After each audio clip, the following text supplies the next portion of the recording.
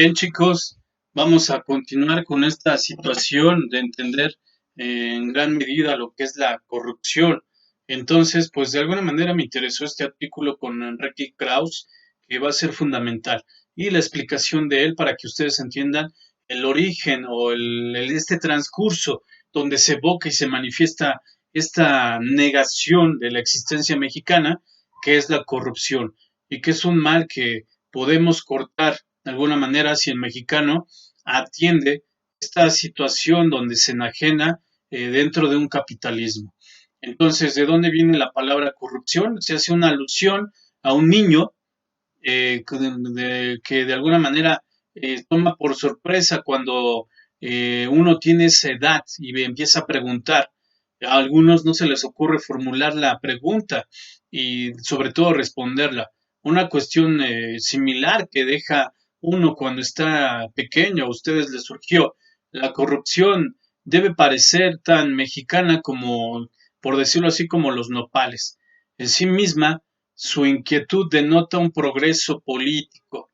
Cada vez más mexicanos se percatan de que la corrupción no es un rasgo cultural antiguo e idiosincrasio, relativamente reciente, susceptible de ser controlado y en gran medida totalmente superado.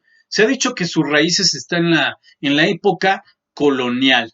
El poder patrimonial absoluto de los monarcas españoles sobre sus dominios transferido casi intacto a sus representantes en las Indias, los virreyes, habría convertido el ejercicio de los puestos públicos en un negocio privado, hábito que a su vez habría persistido a través de los siglos.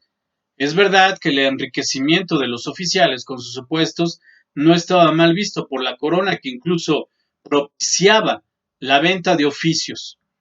Es verdad también que solo ahora comienza a desvanecerse la idea de que los políticos son los dueños del país. Y eso es lo que hay que acatar. Pero la vida política colonial era menos opresiva de lo que se cree y su herencia menos decisiva de lo que parece.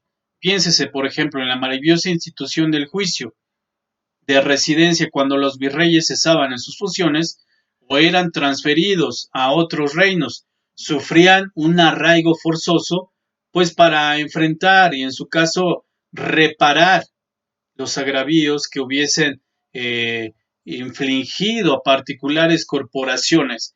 Si el virrey moría en funciones, el resarcimiento recaía sobre su sucesión. En este sentido, la colonia era pues más democrática que ahorita en la actualidad. Ningún expresidente ha tenido que responder, es decir, no se diga resarcir a la nación por sus faltas, robos o asesinatos. Los criollos, escribía alemán, eran prontos para emprender y poco prevenidos en los medios a ejecutar, entregándose con ardor a lo presente y atendiendo poco a lo venidero. Iturbide hizo negocios turbios en sus años de general invicto, es decir, Santa Ana tuvo esta hacienda en México y Colombia, pero ambos fueron despilfarrados, decidiosos, descuidados, buscaban menos el poder que el amor de sus compatriotas. Soñaban con guirnaldas de oliva y un sepulcro de honor. El dinero no estaba en su horizonte práctico ni axiológico. Además de haber querido enriquecerse, el pobre erario se los hubiese impedido. Los liberales de la Reforma tuvieron todas las cualidades cívicas, incluida, por supuesto, la honradez.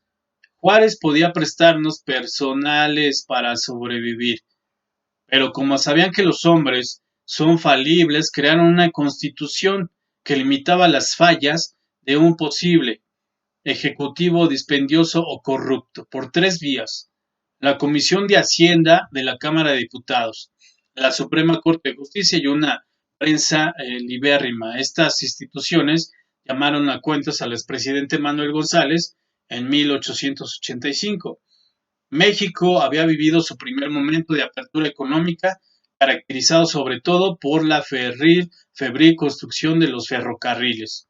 Al amparo del gobierno se hicieron negocios ilícitos que se tradujeron en un déficit fiscal totalmente escandaloso para esos tiempos y que estuvo a punto de provocar la consignación del secretario de Hacienda y el tesorero de la Federación, es decir, el presidente Porfirio, pérfido investigador de la maniobra, terminó por absolver a su compadre y de ese modo de alguna manera se enfiló sin rival alguno hacia la reelección perpetua.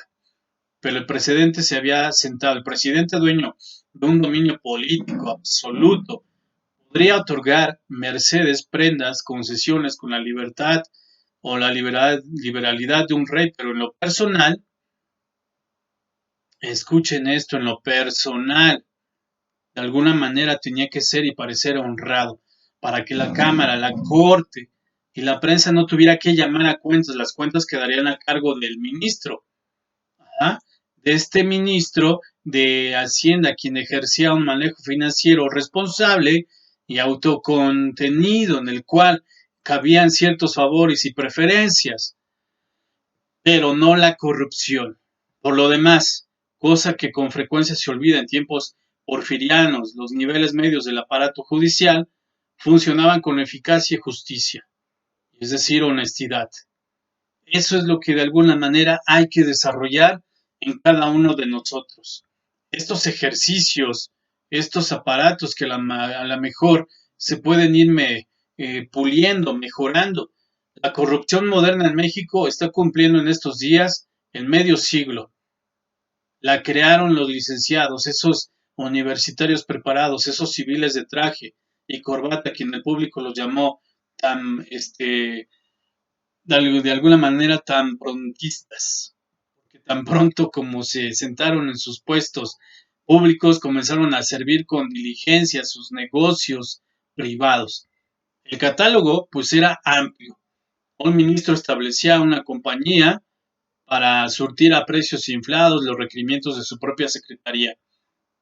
Desde el poder se alentaban monopolios de distribución de gasolina y transportes.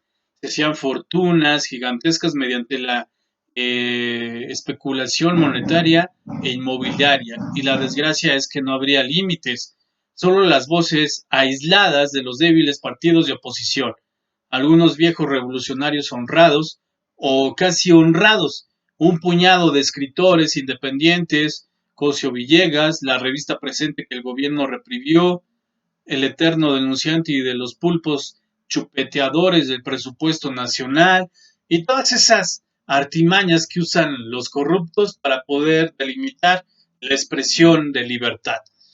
A pesar de sus proporciones millonarias en dólares, la corrupción se hallaba en un estado rudimentario y no mostraba aún sus efectos más perversos, cuidando todavía ciertas formas. Los licenciados alemanistas habían accedido a los dineros públicos a través de arbitrios y mediaciones, además debido a la nueva vigencia del paradigma industrial. Aquella riqueza mala vida solía quedarse en México creando nueva riqueza y empleo en 1952. La propia desmesura de los licenciados creó su antídoto. Ruiz Cortines ejerció una administración honesta y eficaz que si bien no castigó penalmente a los pillos ni estableció diques institucionales contra la corrupción, cosa que solo el equilibrio de poderes y la democracia podían hacer, volvió al precedente porfiriano de la autocontención y consolidó la respetuosa separación entre los neoporfirios en la presidencia y los neolimantures en Hacienda el Banco de México.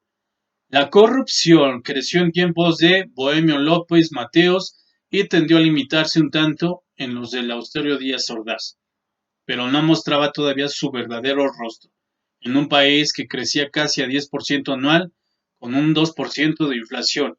La corrupción parecía un lubricante natural del sistema. Entonces, esta importancia de la corrupción, pues la debemos de saber manejar, de acuerdo con lo que somos nosotros, agentes importantes de los valores, en donde se debe de manifestar estos valores, estas virtudes, y no caer en esas adversidades que allanan nuestro sentir honesto y sobre todo la voluntad del mexicano. ¿Cómo cuidamos esta cuestión de honestidad? La actividad que requiero, cómo crean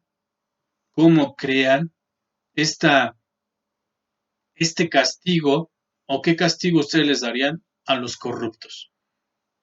Por favor, esa es la actividad. Les agradezco mucho